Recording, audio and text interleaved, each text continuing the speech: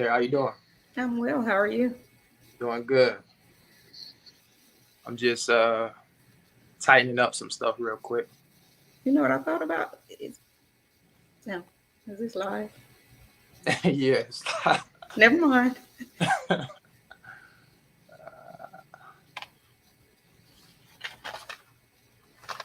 I have my handy dandy notebook. Gotta add them notes, huh? Right. Though I know it, it's kind of like, yeah, it'll be better if it was wrote down. Yeah. All right, hold on just a second. I'm gonna come back to you in a minute. Okay.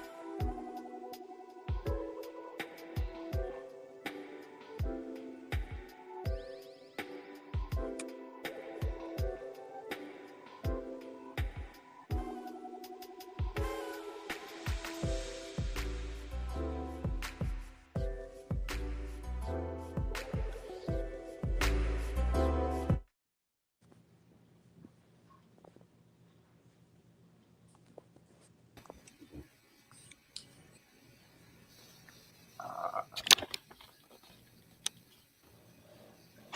I'm gonna let a few people come in here for a Okay. minute, and we're gonna get started. We got Oh, 6 people in here right now. okay. If I'm gonna talk to the audience real quick.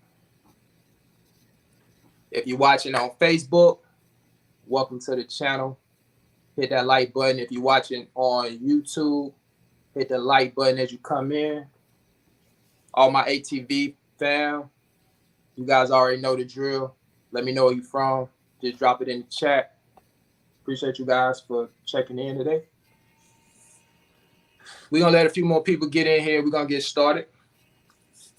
Appreciate everybody taking out the time to tap in.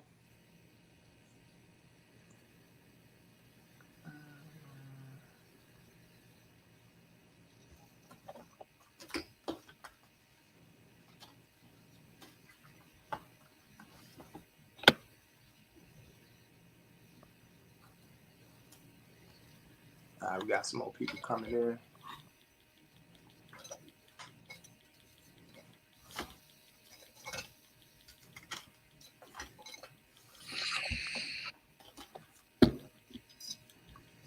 Anthony, I just want to say thank you for all your videos. Started with PFG about 2 months ago. Oh, no problem, man. Appreciate that. Appreciate you for supporting the channel. Good luck to you with PFG, by the way.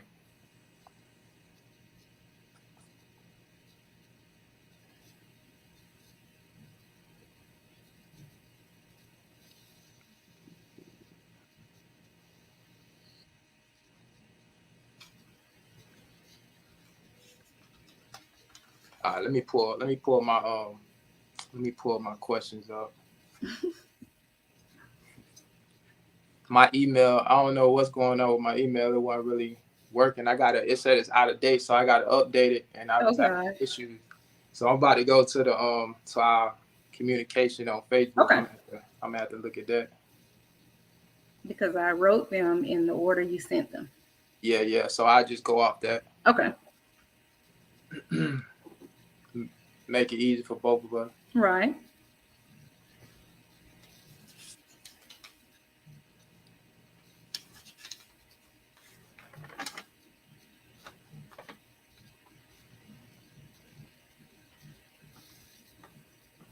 Dirty Bro, what's going on? Appreciate you checking in. All right, guys, we're going to go ahead and get started. As they come in, we'll just let them come in. Remember, you guys know the drill. If you're part of my YouTube fam, just go ahead, hit that like button as you come in. You guys can drop your comments. I'll try to get to them as soon as I can, whenever we get some time. You watching on Facebook, you guys can drop a comment as well. Definitely hit that like. You can share this video out. All right.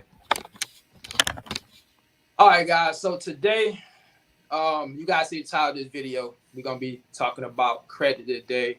I have a very special guest with me that I'm going to get ready to get to shortly. But if you're new to the channel, you're watching my channel for the first time. So the majority of what I talk about on my channel is revolving around trucking, the trucking industry. I'm actually a regional truck driver with Gordon Food Service. And so a lot of the content that I create is kind of talking about my experiences in the trucking industry. There's a lot of people that are in the process of getting their CDL license to become a truck driver, people that are existing truck drivers in some capacity in the trucking industry, watch the channel. And so my overall goal is really just to share my experiences and my knowledge doing what I'm doing, and hopefully motivate some individuals who may be interested in getting into this industry. But today, I want to kind of pivot a little bit and talk about something that's important to each and every one of us. At least it should be, definitely should be a priority, and that is credit. Credit is universal. So I think everybody, would like to have good credit. And if you're struggling in that area, I think today you guys should be able to take something away from this video and some of the things that we talk about to hopefully apply it to your life. All right. All right. So with that being said, let me introduce my guest. She is an entrepreneur. She's a business owner, multiple businesses, I should say. And today she's going to be sharing a little wisdom with us in the credit department. So without further ado, let me introduce you guys to Tara. Tara, how you doing? I'm well. How are you guys? Hello, everyone. Appreciate you for taking out the time to chat with me today. No problem. Thank you for having me, and congratulations on your channel. I appreciate it. I'm trying to do a little something out here. Right. So, I guess, to get started, I want you to, tell the people just a little bit about yourself, kind of briefly, and kind of tell us what inspired you to get into the credit industry and, start helping people with credit. I see you from time to time posting, different testimonials on your Facebook page from people that you've helped improve their credit. And what was the motivation behind you starting the credit, in credit and getting into that business? I wanted to be an entrepreneur naturally, to work for myself. And it's something that I've been kind of perfecting on my own from about 18 years old, building my own personal. And I did it for so many years, just helping people personally.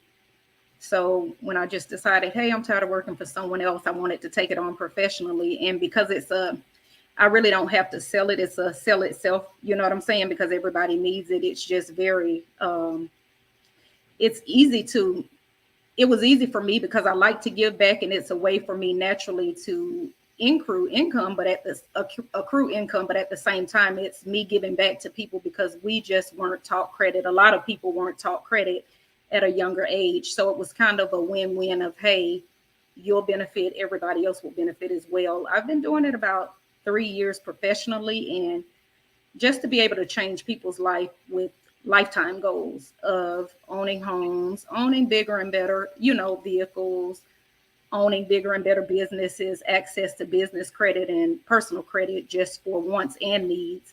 It's just a win-win situation. So I thoroughly enjoy it, but just the desire to be an entrepreneur and at the same time give back. Yeah, that's awesome. That's awesome. Credit is definitely so important. It's imperative that, we all at least try to get our credit, as high as possible. Right. A lot of times, unfortunately, we are a little bit irresponsible when it comes to our finances. And, right. The more and more you display that irresponsibility, the more negative of an impact your credit tends to suffer because of that. Right. And then we just dig ourselves in a deeper hole. So, it starts with, I guess, trying to find a little discipline in your finances so you don't, fall off track and start, digging your hole deeper, and then they start reaching out to somebody like you to try to dig them out of it. And they want it cleaned up in like 3 months. I'm like, no, it's not going to happen in 3 months. You didn't mess it up in 3 months, so it won't happen in 3 months. Right. Exactly. All right. So we're gonna go ahead and get started. I came up with some questions that I think are some good questions, and I think the answers to these questions should be able to help some people out there, and we'll probably have a few others out there, probably from some of the viewers. But I think these questions will definitely help some people, and we're gonna start out with the basics, so people can just get an idea. Most of them should know, these first couple that we're going to talk about. Right. Yeah. And then later on, as we get through this thing, we'll get to some of the more intricate details about credit. All right. So I guess just start off with, telling people what is credit. By definition, credit is the ability to obtain goods or services before payment, based on the trust that the payment will be made in the future. By layman's term, it's pretty much your face card to say, hey, I'm good for this. You know what I'm saying? I did right. I do right financially. I will continue to do right financially. Please let me have this and I'll pay it back as I can, layman's term. But yeah, it's definitely buying power if you don't have it right up front, be it something you want or need. Yeah. So lending institutions definitely look at this particular score when it comes to customers or consumers going in to, purchase things, right? Like, or get a loan for a mortgage loan, right? Car loan, a business loan, personal loan, et cetera, et cetera, et cetera. So having your credit in as good a shape as possible is going to allow you to, number one, get more money from the lending institution. Right. Number two is going to get you the best monthly payment possible. Right. And number three is going to help get you the lowest interest rate possible. Right. So credit is extremely important. And we're going to continue to get more and more into this and talk about, leveraging credit, buying power, and all that type of stuff. But all right, so we established what credit is. Now let's talk about the credit bureaus, the 3 credit bureaus. And is there one more important than the other? The 3 major credit bureaus are Experian, Equifax, and TransUnion. In my personal opinion, Experian to me is the more critical one. And this is just me speaking off personally. I have about 25 credit cards, and 9 times out of 10, and you can never have too much credit. That's another thing that we were taught, and it's one of the biggest misconceptions. You can never have too much credit as long as you do right by it. But in my experience, Experian is probably 75% of the time I apply for something, they pull Experian first, TransUnion second, and then Equifax. So I would say Experian, if you're going to be concerned about one for sure, you definitely want to be concerned about Experian. And when you say you can never have enough credit, why do you say that? You know how we were taught, well, I know I was taught, never have credit, pay cash for everything. If you get a credit card, pay it off and cut it up. And I tell everyone this in my consultations, we do not get credit via our credit reporter scores for cash or debit transactions. If we did, everyone would have an 850 score, but we don't. So when I say you can never have too much, I think COVID should have shown everybody. It definitely showed me, and I wasn't really affected by it because I had a lot of credit. But it just pretty much shows you that it's not just there for the wants, it's there for the needs. So you can never have too much as long as you discipline yourself and you do right by it. You know, it doesn't mean you have to max it out, but you really can never have too much credit. It's not a thing if you have a certain amount of credit, over $100,000 of credit, where it's going to affect your score. Is not. It'll only make it increase because you're showing your likelihood and proving that, hey, I will keep up with this credit you give me. So you can never have too much credit. Right. And also, now you correct me if I'm wrong, you're the expert, but it's good to have, it actually helps with your debt to income ratio, right? The more credit you have out there, doesn't it help in that area as well? Right. Because the more credit you have, naturally, you're going to have debt to income ratio, but at the same time, you also will have some income set aside, cash assets, to where you know, if you need it, you have it, but you also have your credit there if you need it. So it's kind of like a balance of the two. Hey, I don't want to pay $3,000 deductible for a roof today, so I'm going to put it on my credit card. And then you're able to monthly pay your credit card back, as opposed to just taking $3,000 out of your bank account, which is a large amount in a 5-minute span. You know what I'm saying? So it's definitely there to leverage and have the two. Right. Okay. All right. So this next one, how often do creditors report your loan payments to the credit bureau? It's like monthly, right? They're reported on a monthly basis, usually 1 to 2 weeks after following the final date of the month before. But the thing about it is, not all credit lenders report to all credit bureaus. Hence why you have different scores.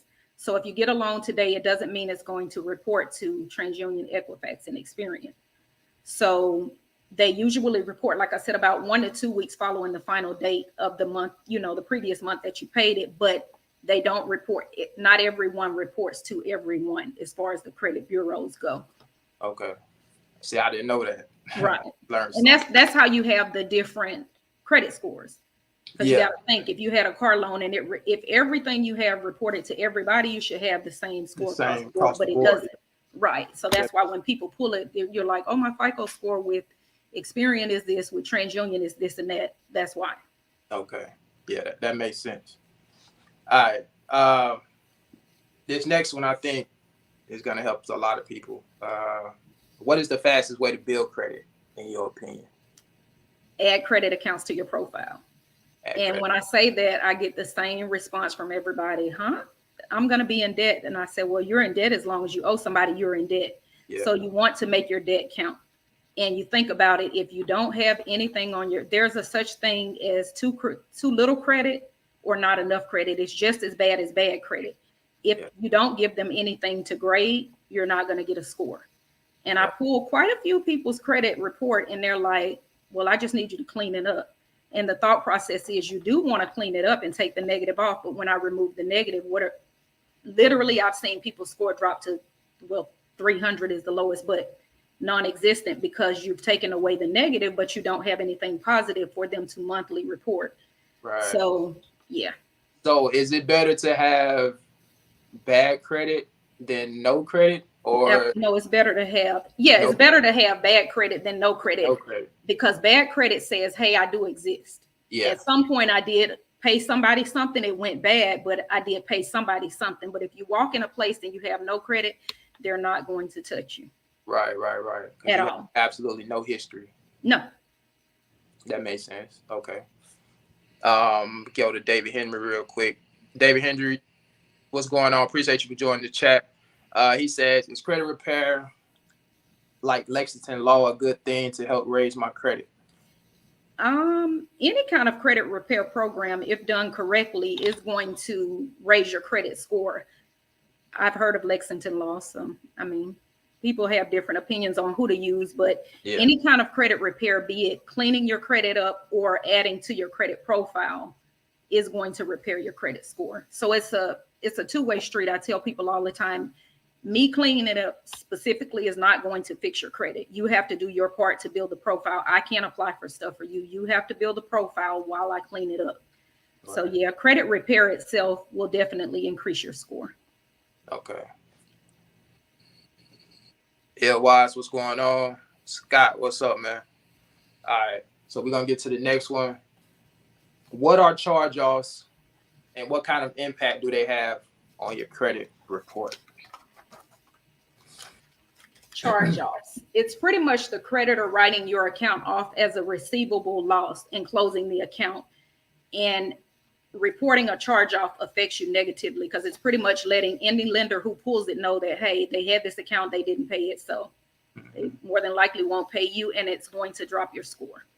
So it's definitely not a good thing to have. How long does charge-off stay on your credit for a certain period of time? I want to say, I told you, sorry, y'all. I'm on my line. Sorry, kids. That's all right. Yeah, it does stay on there. Anything by law, statute of limitations has to stay on there for 7 years. And a lot of people think positive or negative. A lot of people feel like if a charge off was done in 2015, that 7 years is 2022. That's not the case. Anytime someone notates the account or touches the account, it restarts that 7-year clock. So you definitely don't want anything negative on it. Naturally, if it's positive and it closed, it's just going to drop off of your report. But negative is kind of like anytime somebody touches it, and it could even be like I see it constantly with Navy Federal. If they go in and notate that account saying, hey, it's still late, it restarts that 7-year clock. Okay. I didn't know that either. Learned something else. I hope you guys taking notes. If you watching, on Facebook or YouTube, make sure you guys should be taking notes here. Yes, this is free game for you guys. Definitely. All right, so let me ask you a question, and it's a little bit different from what I got here, but since we're talking about charge-offs, when it comes to taking, I guess, age items off of your credit report, is that smart to do? Like, for example, let's just say I got a department store card and I'm not using the card. It's been on my credit report for, several years, and it's just sitting there and I'm not using it. Now, when you say not using it, is it closed? Yeah, it's closed. Yeah, if it's closed and it's a positive account, you really don't want to remove it. You want to let that 7 years pass by and let it drop off, because even if it's closed, if a lender pulls it, they'll say, hey, he had a $10,000 credit card, regardless of how long ago it was, and he paid it off. It was closed in good standing. Right. So I tell people, because they're like, well, this is paid off, it's closed, I want it off my report. And I'm like, why? It's positive history. Why would you want it removed? Yeah. So if it's positive, you want to leave it on until it drops off. If it's negative, you want it off. Right. So I'm glad I asked you that, because I found out that when you have items that's on your credit report that has some years on it, it actually benefits you to have these certain items on there because absolutely, because of the age history, right? Right. Okay. Right. Sharon Lawrence, shout out to Sharon. Appreciate you for joining. Absolutely. All right, we got a question here from SHSH something too. It does. Absolutely. Does increasing your credit limit increase your score? Absolutely. What credit is made of as far as an impressive score and report is high credit limits, long credit history. So I tell anybody after 6 months, you can usually, I know for 6 months for sure, but 6 months to a year, you can always request a credit limit increase on your credit cards. Doesn't mean you have to use them. Doesn't mean you have to max them out. It's just impressionable to lenders and definitely the credit bureaus as far as your score in your reports. Just more impressionable to say, hey, you have a $20,000 credit limit as opposed to a $2,000. So why wouldn't you? But it is one of the quickest hacks to increase a score. So everybody on here, that's my jewel for today. Go in if it's in good standing. If your cards are in good standing and you don't max them out and you don't have late payments, go and ask everybody to increase those credit limits on whatever cards you have. It's gonna shoot up like that. Yeah. That's a good one. That's a bar. Right. I hope you guys got that. I hope you got that. All right, D from Deep says, I just started 7-8 months ago building credit. I'm at a 700 now. How long do you think my history needs to be to start making major purchases? Now, a 700 is your sweet spot. I give my clients 650 short-term goal, but 700 and up, you're pretty much in the buyer's club. It goes to 850. I think the highest my score has been is 842. And when I went and got my car, the guy was like, really doesn't matter. I think past like 700 and up, naturally you get better interest rates the higher it is, but it's not a huge difference. So 700 is pretty much your buying power. That's where it starts. I'm impressed. 7 to 8 months at a 700. So go get your big purchase. There you go. Deep from deep. She just told you. Yeah, I just purchased a car. I guess it's been about 3 months ago now. Right. And when I went to the dealership, my credit score was a 709. And I got a 4.6% interest rate, which I thought was pretty decent. Right. And I wanted to know, though, you just talked about it, about, it may not make that big of a difference in terms of, I guess, the payment. Let's say that 709 or whatever I had, if I would have, 800, like what kind of difference would I see in payment? Perfect example. I went and got my car, and this is another thing. When you go to get a car, like the FICO scores we see, when you go to get a car, a mortgage, credit card, or a loan, it's different scores than what we see. 9 times out of 10, it's always going to be lower than what we see because they use different criteria to pull that score. So where mine was 842 on my FICO, my score, IQ.com, my FICO scores when I went to get my car was 812. Okay, got it. And my interest rate is 1.92. So that's your answer. That's your answer.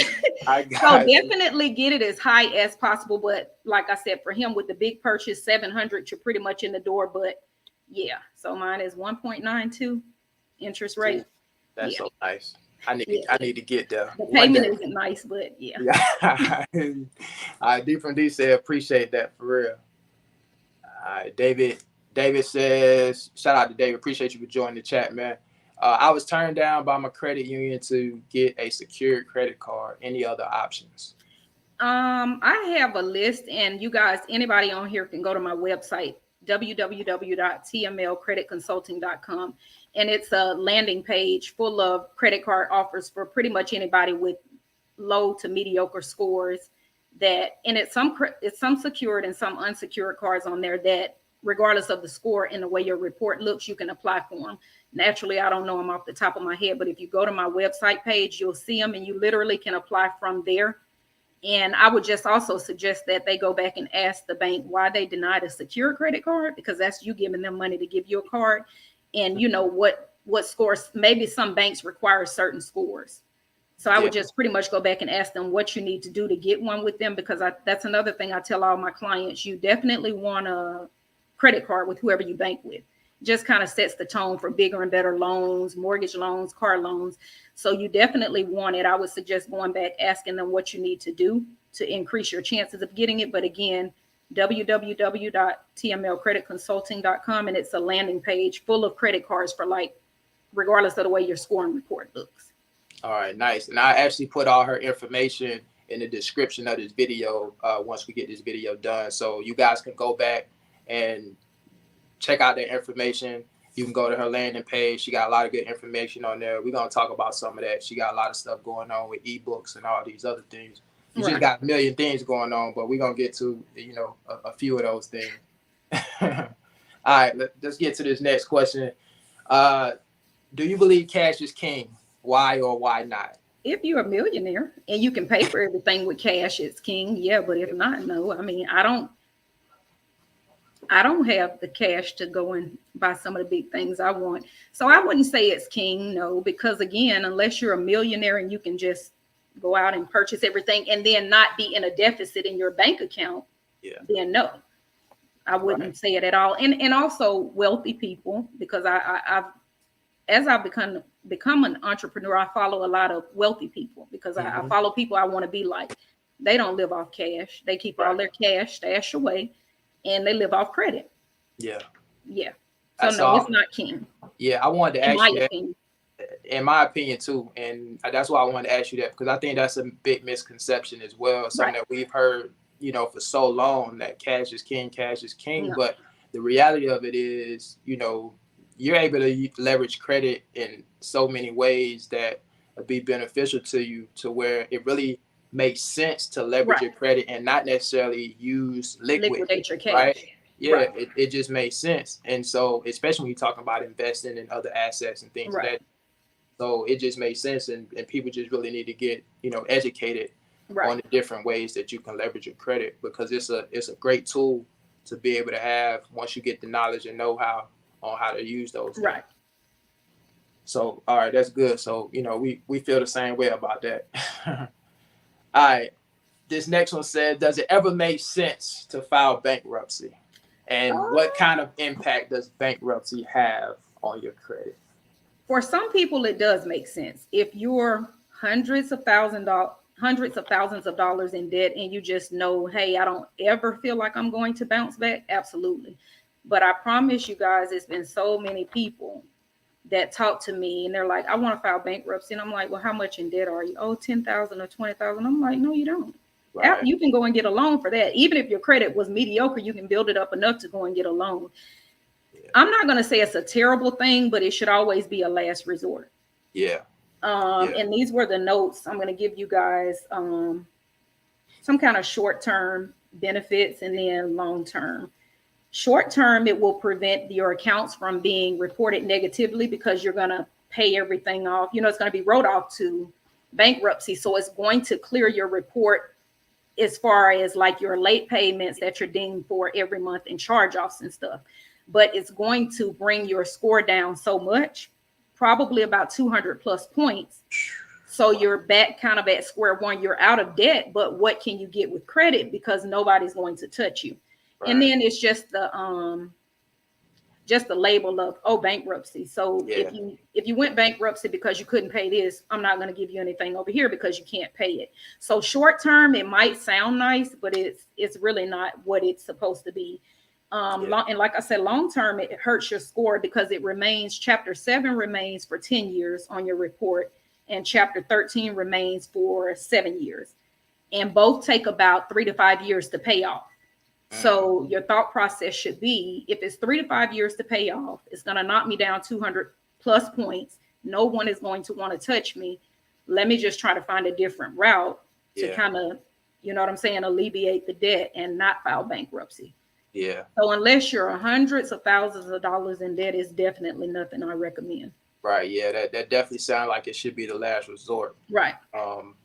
Like you said, the more debt you got, I guess it will make sense in certain situations. But for the average person, if you're not in, drowning, the average person thinks something under 30,000 is debt, and it's really Right. All right, that's good info. All right, so I want to talk about business now, because I know, I got some people that watch the channel that I'm sure, they aspire to start businesses. Particularly, I know some guys that are in the trucking space that want to be owner operators and have their own fleet of trucks, right? Right. So I want to talk about business credit. So how can we go about building business credit for those that want to get into business for themselves? And, how important is that? It's very important. I just recently bought a truck. I bought a box truck. Yeah, congratulations. And I'll be the first to tell everybody, I'm just transparent about my stuff. My credit is what's holding me afloat with that truck. Yeah. From the insurance being $1,300 a month to the gas being $200 to fill up. It's just what's holding me afloat. Like all the stuff I had to sign up for, all these subscriptions, my the electronic device thing you gotta have. It's just it was so much money that I would have came out of pocket with up front, and I wasn't making any money because it had to sit for 90 days until the authority kicked in for many people to touch me. So I'll be the first to say business credit is definitely key, because 90% of, I'll say about 75% of people who start a business are spending their own money or borrowing from friends and family. And then you're just at a burnout. So it's definitely important to have, and you can leverage it so much. Like I have business gas cards, so that covers the gas for it. I just have all kind of business credit cards. Pretty much what you're going to do is start building business credit the same way you do personal credit. It's a different like vendors and stuff, but pretty much what you're going to do is open accounts, pay them back, pay them on time, and that's going to build your business score. Mm-hmm. And business credit is 3 scores: Experian Business, your Paydex score, which is monitored by Duns and Bradstreet, and I want to say the last one is Equifax, I think it's called like Intel score or something, but it's 3 scores. The one of them goes to like 580, I think. It's not like personal scores where personal credit scores where it's 300 to 850. Right. 2 of them go to, I know Duns and Bradstreet Paydex score goes to 100 to 100. Another one goes to 100, and then one goes to like 580. So it's different than your regular scores, but you definitely want to build business credit. And also, like you said, the ebook, I sell an ebook that pretty much breaks down how you start a business, the blueprint from registering for your LLC, your EIN, all that stuff, to literally it's about 63 pages of vendors that you're going to use to build your business credit. But it definitely is key, just like it's key to have personal credit, because the first year of business, we're not going to make a lot of money. You know what I'm saying? Unless you just hit a real successful business that you don't have a lot of overhead to take care of. So the first year you're going to kind of lose out, maybe break even, hopefully. But if not, you want to have that business credit there just so you don't have to liquidate all your cash and then you have to end up shutting down. Yeah. So it's definitely something to have. Definitely something to have. Now, building that business credit up, can't you do something like as small as maybe buying office supplies or something like that? And that's most of the vendors. Usually it's tiers to business credit, like 5 tiers to business credit. And the first tier is where you're buying from vendors, meaning they'll give you 30 to 60 days to, you get it up front. But the thing about vendors is you have to pay it back in full within the 30 to 50, 60 days. It's not like a credit card where you pay the monthly payments. You have to pay it back in full. But you think about it like you run a business from home, as you said, office supplies. Who doesn't need a ink toner, a printer? Right. And why go in there and spend cash when you can put it on business credit, be building your business credit, and you're still running your business? Right. So yeah, it's something as small as, like you said, office supplies. It doesn't have to be anything major, but that's the way you're going to set that tone to get those reports on there and those scores to build your business credit. Yeah, and at the same time, you'll be building that relationship with whoever financial institution that you have your business with, that business account. Right. All right. So we got Tashia. How you doing, Tashia? Appreciate you for checking in. She says, if I have cash to get myself out of debt, should I guess, use it, or should I keep some of my money and pay off what I can? So paying off what you can, I think, is getting you out of debt. What are you saying, with credit cards, or? I'm kind of confused about the question. If I have cash to get myself out of debt, should I keep some of my money and pay off what I can? So I guess you said I wouldn't liquidate all of my money to pay off debt, but what I would probably do is make a budget plan to say, hey, I have $10,000 worth of debt. This is how much cash I have. I wouldn't pay one account off. I'd pretty much just kind of split it up to get your debt down as a whole, as opposed to focusing on one. You said all your debt, girl. You got okay, Tosh. I know you got money to get out of all your debt. I'll tell people I don't like debt. Even on credit, I don't like debt because it's just kind of lingering over me. So if you have money to get out of debt and still are able to not just liquidate all of your assets, by all means, get out of debt, because you're just cutting off interest rates and your debt to income ratio if you wanted to go and get a loan or something. So I encourage everybody to get out of debt if you can financially. Absolutely. Okay. Don't close the credit cards out or whatever, but to get out of debt, absolutely. Okay. So you just was speaking about Dun and Bradstreet. Mm-hmm. And you talk about what that is? It's pretty much a unique 9-digit identifier as far as businesses database. So the same way we use our social to apply for stuff for personal, it's pretty much kind of like your social as far as a business aspect in their database and what they report their scores by. So and it's free to apply for. So you just apply for it. And 9 times out of 10, most people aren't going to touch you if you don't have a Dun and Bradstreet's number, because you can't open many accounts without it. So it's pretty much like your identifier for business, just as socially as for your personal credit. Okay. Now, I want to talk about like purchasing a vehicle. Mm-hmm. When you're going to purchase a vehicle, let's say somebody in the market, right? It's time, they ready, they want a new car. Is it a good idea to already know where you stand in terms of your credit before you actually go in the dealership. And you guys know, if you ever been to a dealership, usually you got everybody running at you. They trying to get your business. You know, everybody talk a good game. They get you in there. Look, I can get you a loan. Just go ahead and, you know, do the process, right? Yeah. But talk about how, what kind of impact does your credit get when you have these, I guess, when you go on do online financing or whatever, and they start running your credit, but they don't tell you that they're sending your credit out to multiple people, Right. and you getting all these inquiries on your credit. Like, what kind of impact do those inquiries have? Inquiries usually drop your score about 9 to 12 points every inquiry. So your thought process is, me personally, I tell my clients, don't go and apply for a car for anything under, if you have a score under 650, because 9 times out of 10, you're not going to be approved. Number one, and then they've ran it 30 times. So you got 30 inquiries with 9 to 12 points being dinged every time. Number two, if you do get approved, your interest rate is going to be high, terrible, for lack of better words. And you're going to be paying for 2 cars. You're getting 1 car, but between the interest and the principal, you're going to be paying for 2 cars. If you have to go get it, you know, I tell people, if you can hold out, I would hold out until 650, because again, when you say, hey, you can run my credit, you're telling them you can run my credit to 50 people if you need to. And I can tell you this right now, if your score is not decent, they're going to send it to so many people because they want to see who's going to bite, because they want to make that sale, but it's not doing anything for your report. Right. Your score is going to drop. You're going to have a terrible interest rate. You're going to be paying for 2 cars. You're going to be mad. And that's pretty much going to be the equivalent of it. So me personally, I wouldn't go and look for a car until you get to 650 or better. And also, a lot of the buy here, pay here lots don't report it. So you go and get a car and you're like, well, I thought you guys were going to report my payments. And this is another thing I wanted to point out. Everyone who reports to a credit bureau has to pay. So if you pay attention, and you get a buy here, pay here lot, you're not going to see it on your report. But if you go to Sandy Sense and bigger car companies, they have the money to pay to report this stuff. It's included in their overhead.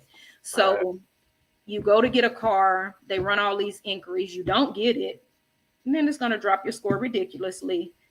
And if you do get it, that's another thing. If you do get it, side lots are not going to report it, but as soon as you stop paying it, they're going to put it on there as a repossession. So I wouldn't run and get something, anything, even a credit card. Credit card cars, I wouldn't until you get to 650 and up. Yeah.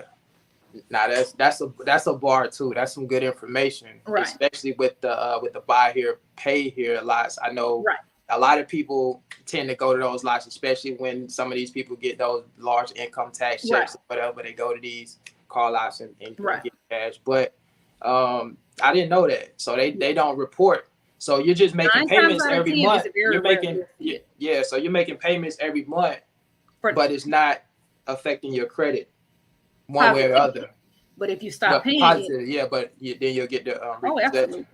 Yeah. That's crazy. I didn't know that. That's good information. I hope you guys got that. Let me see. Ebony says she ready to start building a credit. You should already start building your credit, Ebony. Appreciate you for joining. She can go to my website and book her consultation, and we'll get her started. All right, so you got a lot going on with all the ebooks and stuff like that I took a look at. You want to talk about some of the services that you have, that you offer? Credit consultations, credit repair. Naturally, I encourage anybody who wants to, like she said, she wanted to start working on her credit, do a consultation, because what works for one person might not work for you. And during the consultations, we literally pull your credit report and we break it down, the whole credit report. And anybody on here or anybody that's dealt with me knows I'm not going to upsell you. Oh, you need to, if you don't need me to fix it, you don't need me to fix it. And I'm going to tell you that if I feel like you can do it yourself, I'm going to tell you to do it yourself, because it's my face card, and pretty much anybody that knows me knows that. But the first thing is a consultation. And like I said, you can go to my website and set up for that. The second thing is to actually start the repair. I have a do-it-yourself personal credit repair ebook if you want to do it yourself, or you can pay me to do it. I have a business do-it-yourself building credit ebook. I have an Airbnb ebook. I have a generational wealth ebook, and then I have a drop shipping ebook. And I've been kind of pushing that one because I make decent money off drop shipping, and it's seamless work. I make money in my sleep. Yeah. So, Passive and I income. just started in Jasmine, my travel coach, agent coaches on here. That's a new venture I'm taking on, travel agent, pretty much to book people's travel. I travel, so why not get paid to book it and get discounts? Yeah. So once you become an entrepreneur and you know this, you kind of get hungry, like, what else can I do? What else you should at least, what else can I do? So anybody on here that's looking to become an entrepreneur, definitely fix your credit. And that's another thing. A lot of people feel like they have to have this successful business to build business credit. You don't. Yeah. You literally have to have it on paper to say, hey, I'm an official business, and you start building your credit. And that's all in my ebook. It literally is step by step. Yeah. So don't feel like, hey, I got to have this brick and mortar building before I can start building my credit. You don't. You can work from home and make 6 figures. Yeah. And probably be your smartest move. You cut a lot of overhead out. So I do that. And I also have started, this will be my second one, entrepreneurs meet and greet. The first one I did was for ladies only. This one I'm doing, the second one is for ladies only, but the next one I'm going to do a co-ed. I want ladies and guys. And then I'm going to do one for males also, only males. Entrepreneur meet and greet, simply because it's so much talent and entrepreneurs in Pensacola, but a lot of people don't advertise themselves. They don't promote themselves. So it's pretty much an environment, and I like use the quote, to get in the room. Yeah. You want to get in the room with like-minded, positive people, and you want to get in the room with people who are where you're at, preferably me. I want to get in there with people that are past me. Yeah. Like I tell people, if you're the smartest one in the room, you're in the wrong room. Right. Yeah. I definitely want to be the dumbest one in the room. Right. Right. Teach me. So those are my things. A lot going on, but I enjoy it because everything that I just described literally gives back to somebody. So yes, it's beneficial for me financially, but it's kind of like, it's such a win-win. You'd be crazy not to jump on. It's so much money, and you know this. And Scott does his own thing. A couple of people I see on here, Jasmine, it's so much money to be made. So much. You just have to invest. And I'll just say this because y'all shouldn't, anybody that's on here that knows me should know I pretty much am blunt. You have to invest. You are not going to get anywhere in life successfully with wanting people to give you something for free. Yeah. You're not. You have to invest and spend money and say, hey, I want to pay somebody for their expertise. I will pay a person for their expertise. Yeah. So invest, fix your credit, because credit is where it starts. Like I said, unless you just got a lot of money. And if you got a lot of money, you pretty much don't have to, I guess you don't need to work. You know what I'm saying? You just want to fix your credit because you want to. And fixing your credit also is a mental thing, because if you're setting yourself up to fix your credit, you're pretty much financially responsible enough to run a business, because there you go, scared money don't make money. If you financially aren't business savvy up here, you're not going to succeed in business. So it starts with personal credit. If you don't care about your personal credit, I know you won't care about your business. Right. The truth. So yeah. So I mean, just to kind of piggyback on what you just said, we live in a day and age now, in the digital age, with our cell phones in the palm of our hands, where people have literally became millionaires. Absolutely. And it's just access to a wealth of information. It's really no excuse for nobody not to reach the level of success that they, aspire to be. Right. And success is different for everybody. You know what I mean? What I consider to be successful may be different for you. Maybe different from the next person. So whatever success looks like to you, you can go for that. I know what success looks like for me, and so I have some really big goals, right? And a lot of things that I want to accomplish in life. And to get to a certain place financially, I know I have to make certain steps. I got to take action, and I definitely have to invest, because just working a job, a 9-to-5, and saving your money, that's not the way to go.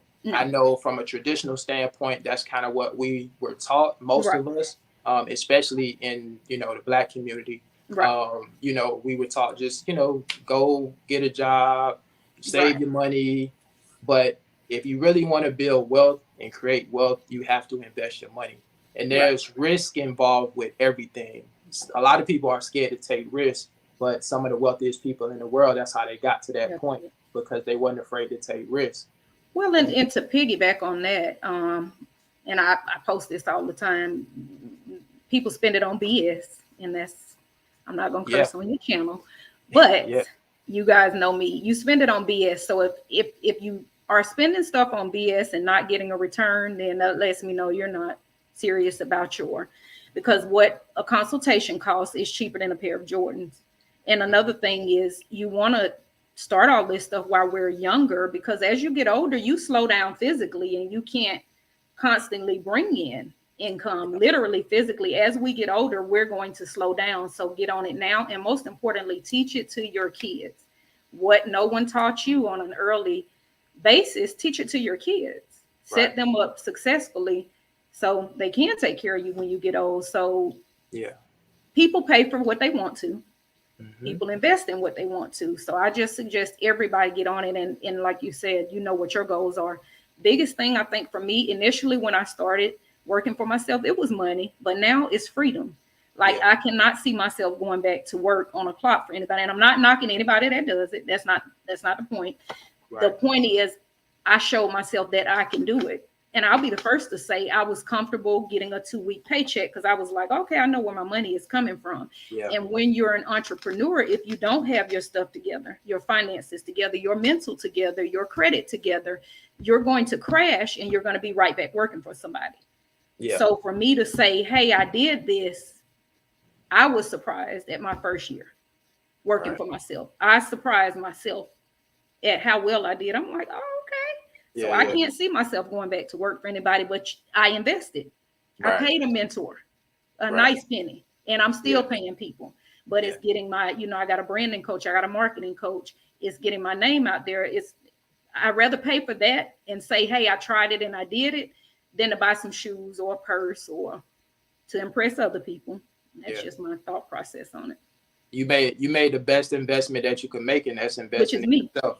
Right. 100%. And I pass it down to my kids. 100%. And speaking of passing it down to your kids, another thing I want to just mention while we on here, because it just came to mind, something that we don't do. A lot of us, again, in our community, we have jobs, but a lot of us neglect to get something so crucial, so important, and that's life insurance. Life insurance. Right? So if you have a job, if you're working, please get life insurance. I know grown people, adults that are working that don't have life insurance. And then when something tragic happens and they lose a loved one, you see GoFundMe accounts set up. I think that's very unfortunate. And it's also kind of selfish to me. It's also kind of selfish to me. And you got to understand, especially if you have kids, that can give them a leg up, right? Having that life insurance policy, that kind of help them put them on the fast track to get into a better place financially too. And not only that, but you don't have to worry about your family stressing over how they're going to pay for putting you in the ground. You know what I'm saying? Like when you lose somebody, you grieve and you're dealing with enough as it is. You don't want to have to deal with the finance, with the having to bury somebody and where you're going to find that money from. And so you guys got to get a life insurance policy. If you don't have a life insurance policy, the monthly premium is what you go and sit down and eat. Yeah, exactly. Exactly. And another thing, as far as generational wealth, not to cut you off, but life insurance policies, if you check into them, wealthy people live off of them to a certain point. You go get you $1 million life insurance policy, you pay on it for 2 years straight, and then you can cash it in.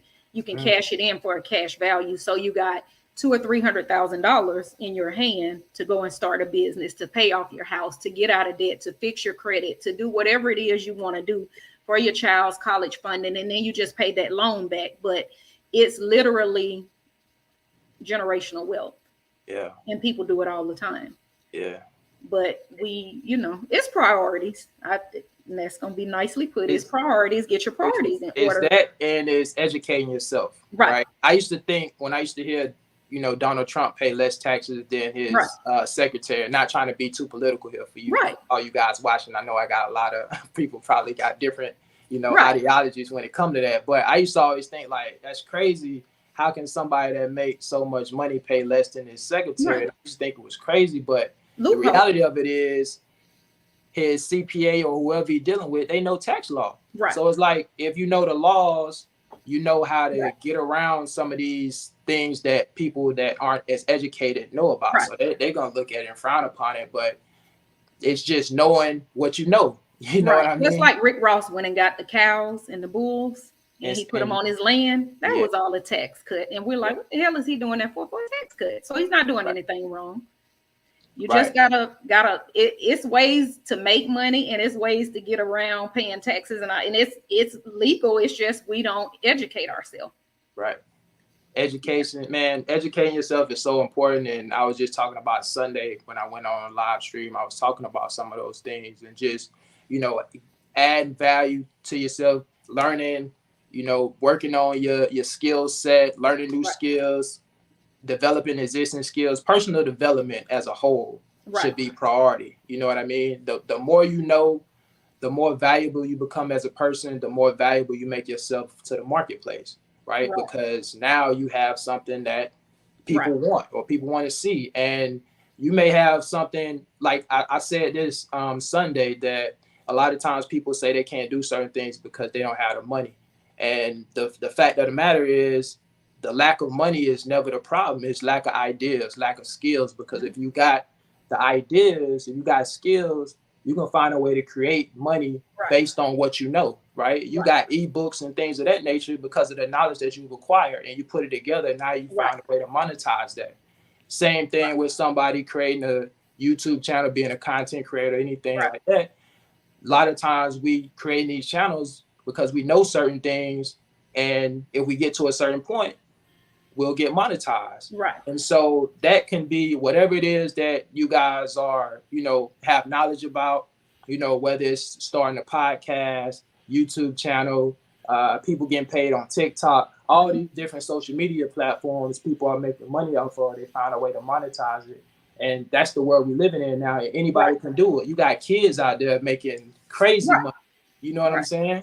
And so the possibilities are out there. It doesn't really matter where you came from, what environment. It doesn't really matter if you came up with both your parents. Like, none of that is relevant when it comes to reaching a certain level of success. It's really going to come down to you at the end of the day. It's all about you and the decisions you make.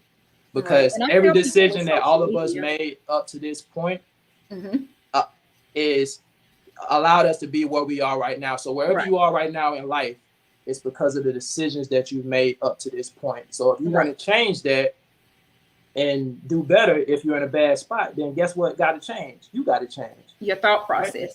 100%. I tell people, if nothing changes, nothing changes. It's real simple. That's right. Yeah.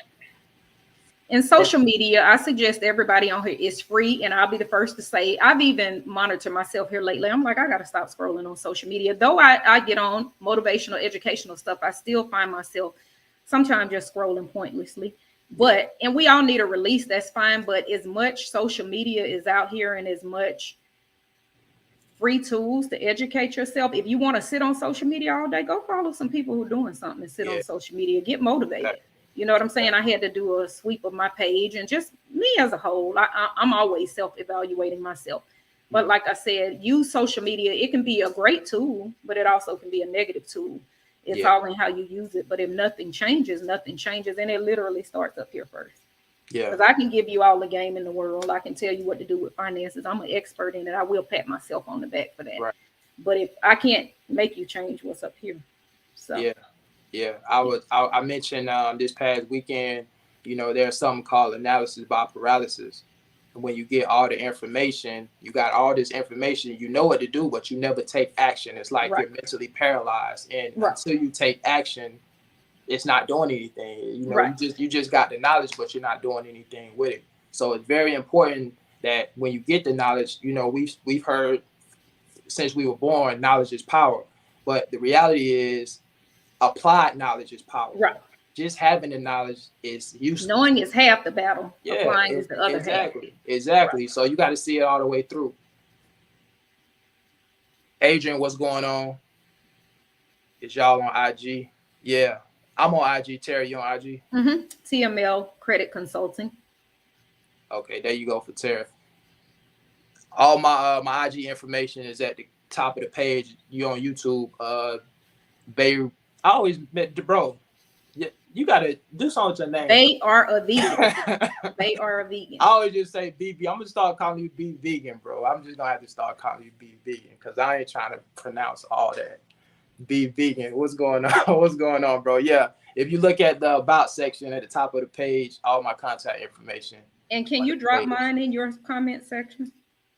Yeah, I do that. Okay. Yeah, man. Applied knowledge is power. Right. All right. Let me see. Let me see if I can.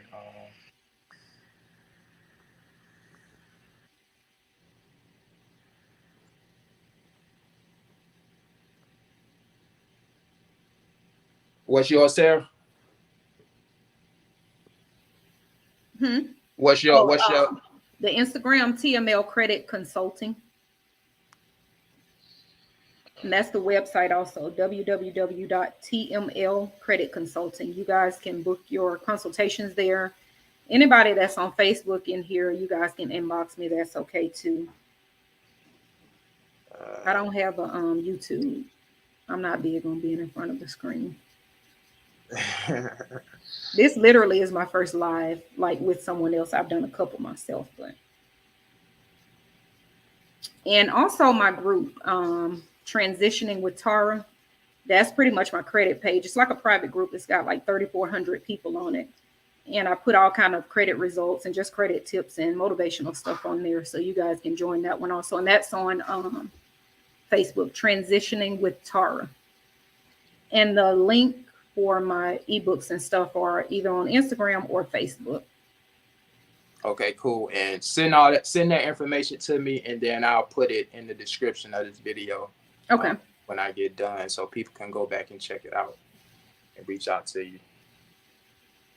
All right, guys, look, we're gonna get ready to get out of here. We've been on here an hour now. Hopefully you guys were able to get some gems. We're able to get some value from what we talked about today. I appreciate each and every one of you for joining us. Thank you for having me. Sarah, you already know I appreciate you, man. Keep doing what you're doing. You thriving out there. I see it.